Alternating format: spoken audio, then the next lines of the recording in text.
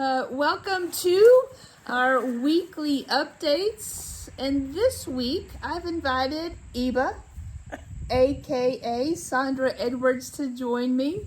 And you have those moments. Tom taught me that they were called blinding flashes of the obvious. And it's like, well, why haven't I ever had anybody here with me in all these weeks that I've been making these? About 36 of these I've made so far, to try to continue to connect with you and to offer you ways to connect easy and simple.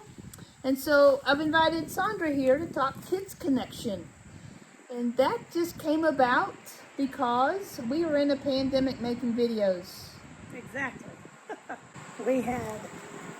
We said, how are we going to reach children when we can't see them face to face? And we decided if we're going to be online, we would just start a little segment that was dedicated just to them.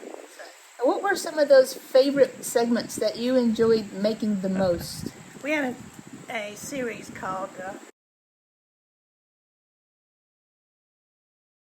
things from our imagination or from found objects using collage method, and also Play-Doh. We learned how to make the recipe for Play-Doh with flour and water, and so those types of lessons I enjoyed presenting. And then watching some of you posted your product after you had seen the video, and that was fun to see how you interpreted it.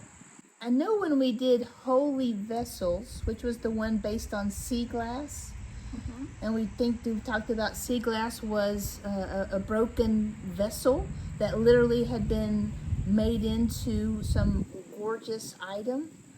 And I know you did some things during that worship series that were really cool, making things out of recycled items. Right, in broken pots. We designed a broken flower pot, and we put it together in showing its brokenness and planted in it. So, yeah.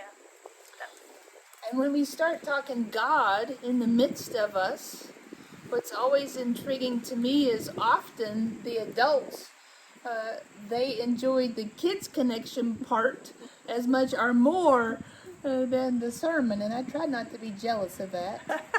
I don't know what that says about us. Oh, my.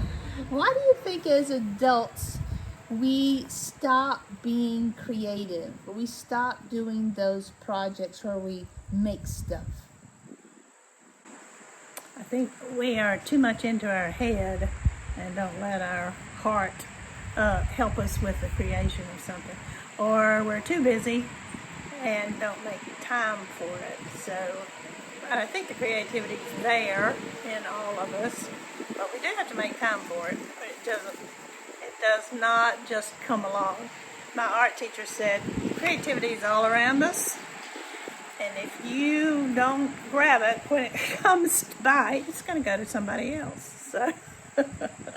So we're inviting you this week and the next after that and the next after that to grab that creativity and to know that you are a holy vessel, and those creative forces are definitely within you, and that we are co-creating our world with the holy each and every moment. Indeed, we are. And so as we go into this week and the next, a few opportunities for you to be creative include being a part of the chili luncheon. We need pots of chili, I think, still possibly. We need people to come help clean up, and we need people to tell stories of why giving is important. If that's you, let us know.